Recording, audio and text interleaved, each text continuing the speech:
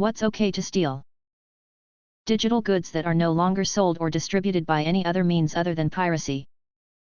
One time Amazon sent me two of the same product but I only paid for and needed one, so I sent the extra back and got the refund. I like to think I stole from Amazon that day. The ducks at the lake. They're free.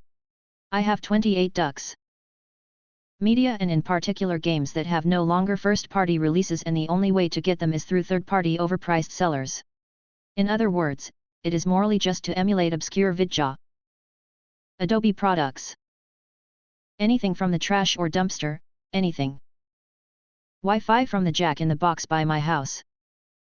Living over a decade in Japan, I've come to the conclusion that umbrellas are fair game. E-textbooks. Something that was stolen from you. A friend of mine had two of his horses stolen. Police told us this is more trouble than it's worth, so we were on our own. We tracked down the horses and stole them back. Edit, link, to proof and more info about the story. Expensive textbooks. Your own bike back. Academic papers and textbooks. The actual authors don't see a cent of it, it all goes to the publisher who get to charge like $40 to read it once. Oh, and also in order to submit to those journals, you have to pay for it. The picture of a NFT. The spare from a set of twin babies. What did your horny you do that your normal you would never do? Drove 3,400 miles round trip, from Colorado to Philadelphia, twice. Spent a whole evening with a guy who I had no common language with. It'd just be boring as a social thing. Can't say I do much dirty talk when I'm normal me. Some of the shit I have said at peak horny. Although sometimes I call my car a dirty slut when I get it washed. Beat my meat in a beater 2000 Pontiac Bonneville on an expressway in Chicago watching low-res porn on a 60GB iPod video and blew my nut in a Wendy's bag at 3 p.m.-ish on what I can only assume was a Sunday. Bought a dildo online that turned out to be uselessly wide. I had no experience with sex toys and no clue what the normal circumference for a penis is, but I took the plunge anyway. I'd never been more confused in my life when I unpackaged that thing. It looked like a pink billy club, like a reverse penis, not at all like the picture on the website. I decided not to try it out because I was 99% sure it would feel like a battering ram. It's been sitting in the dark recesses of my underwear drawer ever since. I made an almost 3,000-mile booty call one time. Stole my buddy's truck. I was staying at his place after a party. He was asleep when I got the late night "you up" text. I had rode there with another friend so I didn't have my car.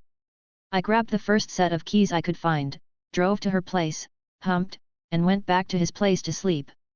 I never did tell him about it. Say some nasty shit. Some girls who like dirty talk are always surprised the first time and want to gush about it afterwards because they're so fascinated or something, but I'm like, I don't know what you mean, that was another me. Literally left a club by myself with a random man I had just met and then we had sex in his restaurant. To be fair, I did also get free wine and cheesecake. In 7th grade home economics, we learned how to make pillows. Our teacher provided the materials, we picked our own design, and started sewing and stuffing. My pillow was just a smiley face with 3 eyes like from that movie Evolution that was popular back in 2003 or so. Anyway, we got to keep the pillow after it was graded and I took it home with me.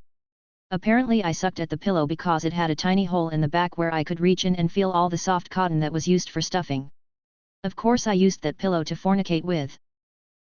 Intoxicated horny me once brought an ex, several years after an ugly, protracted breakup no less, home from the bar. Woke up the next morning like the fuck did we do? And sent her on her merry.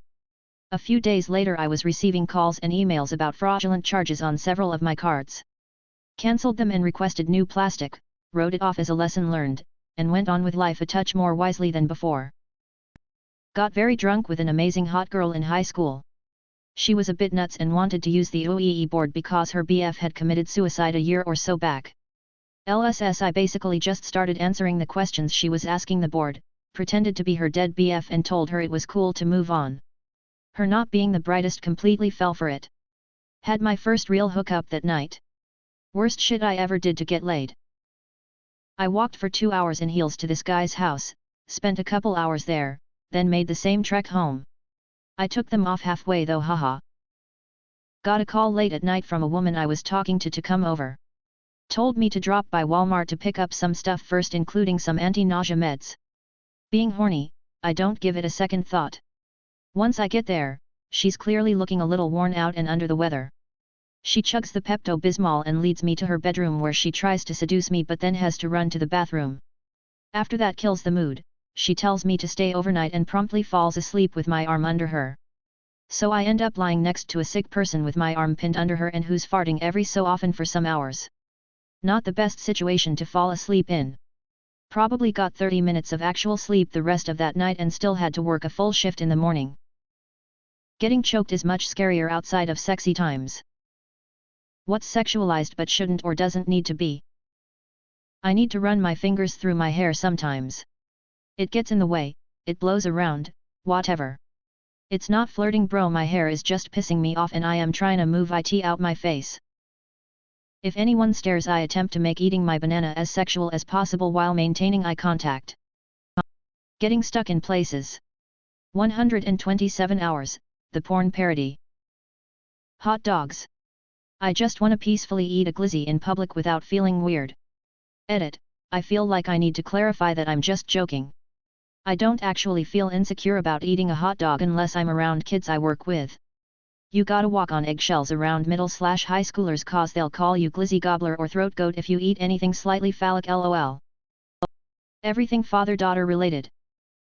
Bananas and cucumbers. The word come in normal sentences.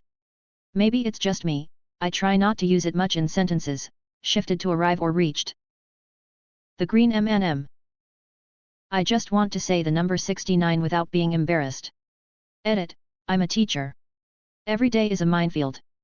Edit again, people saying embrace it. Yikes, y'all. Can you imagine that parent-teacher conference? No, I was just being relevant with your 10-year-old by saying nice at the sex number. Practically everything at this point. Stepsister.